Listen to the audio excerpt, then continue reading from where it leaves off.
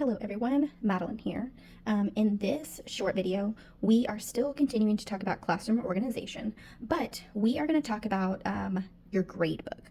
I'm a big proponent that you need to have a grade book, whether you think you do or not. Just imagine the situation if your grade book all of a sudden gets swiped clean. This is a real situation that could actually happen. Has it ever happened to me? No. But in the event that it does, I am very well prepared. Or in the event that you lose internet that day, or you lose your access to gradebook for one day, you'll at least be able to answer questions that parents may have for you about student grades. So again, this is also just a, cover your own butt type of situation too. If in the event you ever need to prove that you have grades or whatever, you'll already be in the habit of doing them. So for like first year teachers, or if you've never kept a record of your grades, something that I would do is just easily go on Amazon, or even like at a regular grocery store, most likely, like Walmart, or if you're in Texas, like an H-E-B, you're more than likely to find like a record book. And that's what they're going to be called, they're going to be called record books. I used those probably the first 2 years of teaching, and then I just decided it wasn't for me and I needed bigger lines. So then I found some for free, like on TPT, that look exactly like a record book, but I was able to make the lines a little bit better. And then a few years after that, I actually decided that what I'm about to show you, is actually my favorite way to keep grades. It may seem a little odd, but it works for me. And the ultimate goal for classroom organization is you need to do things that work for you. Okay, so this is what I'm about to show you. All I took was some printer paper. Usually I use notebook paper, but this works fine too. This took me 5 minutes to create, and it's really simple. I didn't actually even finish doing the rest. I actually do one page at a time, and then once I run out, that's when I'll go and do the pages after that. So as you can see, I've labeled it. I do these per 9 weeks. So typically I will get, depending on what grade level I'm teaching, but usually what I do is I'll cut the paper in half, and I'll make it to like 9 sheets, or like 5.5 sheets. That way I have 9 weeks worth. And then if you teach more than one subject, I label this as whatever subject it is. Okay. If you're somebody, especially if you're somebody who teaches all subjects, I would definitely label what subject this is. And then if you're somebody who teaches multiple classes, this can work for you too. That's why I have these 2 separate labels here. But if you're somebody who you only just have your class, if you're self-contained, then obviously you could ignore the part where I color coded. So now let's get into what did I do here, and how I created this in 5 minutes. And believe it or not, I'm a very type A personality, but making my own lines, believe it or not, actually didn't bother me that much, just because I know this isn't something that I'm going to reuse. Now, if this is something I was going to reuse, you bet your butt I would have taken the time to do a ruler. But no, this is something that is just going to go into the trash at the end of the year. So it doesn't, keeping that in mind, I'm not bothered by it. So now let's dive into what are these. So usually I'll have my assignment names here. Again, that way, if you have a parent asked, why did little Johnny get a 72 on organisms worksheet, what if I called it that, and then I would know, oh, let me go to organisms worksheet, and then let me go see what grade I gave him.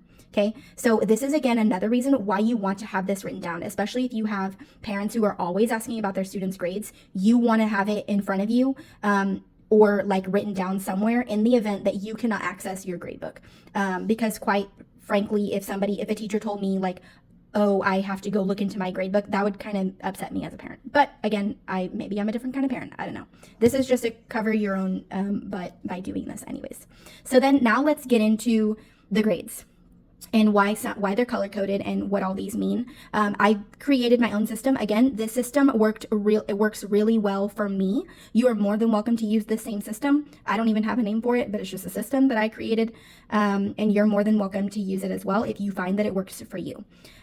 So again, like I said, in this example, I teach 2 different classes. Verduzco is obviously like my homeroom, and then Macklemore, that's my maiden name. I just went ahead and said this is my co-teacher's homeroom. Now, if you're someone who teaches 3 then you would have 3. If you are someone who teaches 4, then you would have 4. And then you're just basically labeling it by the teachers whose homeroom that is. So they're still your students. They're still my kids as well.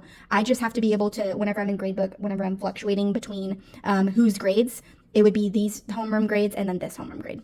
So now that we have that under control, let's get into this. So for my homeroom, mine are always in the first column, and then I just go down the line. So what exactly is the line? So I always use numbers in my class. That's another tip that works really, really well for me. I could write each student's name, but that just takes longer. And I'm also the teacher who I remember who everybody is. So I always know that my number 1 is this student and my number 15 is always this student. And then I am also the teacher. This may bug some people, but surprisingly, it doesn't bother me. If number 2 were to leave in the middle of the year or at some point in the year, and then I were to get a new student, I do not rearrange all my students. I just don't think that that's fair to my students to be like, hey, you were number 16, but now you're going to be 17. That's just too confusing for everybody, especially if you have littles, because they may not understand how they were number 16 and now the number 17. That's not going to make sense to them. Your older students, they might understand it and they might be able to keep up with whatever number they are. But if you're number 1, you're number 1 the entire year. If you're number 10, you're number 10 the entire year, even if we get new students. So my example was pretend number 2 left, and I get a new student. That new student would just become my number 2. And that way I don't have to mess around with anybody else's number. And this also is less confusion for me. So if my number 16 stays with me the whole year, then it doesn't confuse me on who this student is. The other benefit to doing these students by number is if I were to ever lose this, like or drop it in the hallway or whatever, it has nobody's name on it. So it keeps things confidential. If a student picks it up, they are going to have no idea really what any of this kind of means. So that's another benefit to doing it. So those are just my tips on numbering your students. The next thing I want to point out is notice on here that it says 79/80. 99/98, 69/68. So I'm, again, this is just to help you when communicating with parents. If a student lands on something 9, like 79, 69, 89, 99, 59, you need to decide, am I going to round up or round down? And the reason for this is because you're going to have parents ask, especially like this one, because it's going from a C to a B, why didn't you round up little Johnny's grade? Or this one, why didn't you just give them a 100?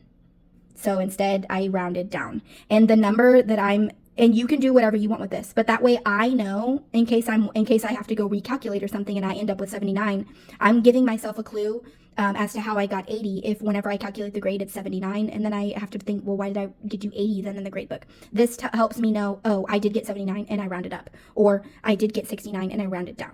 Okay, so you need to decide whether to round up or round down. That way you can just avoid any questions that you're going to get from parents, especially this one. They failed. So the parent's going to ask, why did you give them a 69? Well, they're not really going to ask, or they shouldn't ask if you round it down to a 68. So those are just some tips for those. Now let's talk about these circles. Okay. So these circles represent students who maybe they were absent, and I need to get them to complete that assignment. So the circle tells me, hey, you still need to get that grade for them. Okay. And now let's talk about the highlights. So I like to highlight as I input the grades. So this tells me that I inputted this assignment and I inputted all the grades for my whole class, for both classes, because I highlighted both sections. And then since I highlighted both classes for that assignment, I'm going to go ahead and just highlight the assignment telling me that I shouldn't have to go back and adjust any of those grades. I'm good. Now, what this tells me is I didn't highlight these because I'm going to have to go back and input them.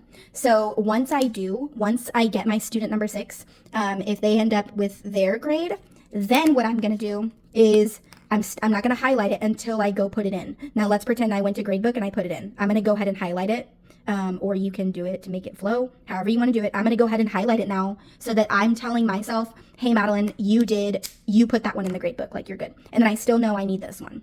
Okay, I'm not going to highlight the assignment name until I've done both classes. So this actually also tells me where am I at in my grade book. I know that I've input 2 assignments and that one of them is fully complete with both classes, I know that next time I go to my gradebook, I need to input this class.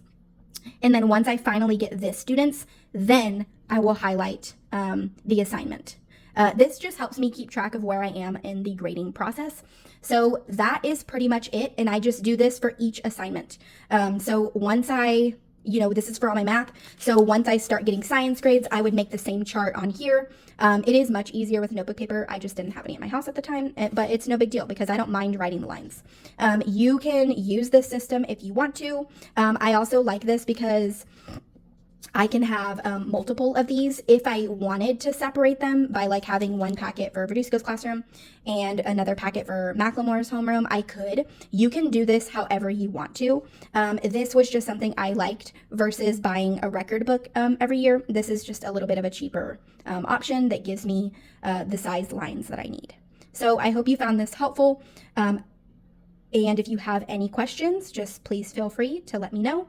Oh, and the last tip that I will give you is I wouldn't use pencil just because I just wouldn't use pencil. That way, this is darker. You can see it. Nobody can erase anything. I just found that using pen works better. You can always use whiteout if you mess up. Or if you use erasable pen, that works as well. So hope you found this helpful. Bye.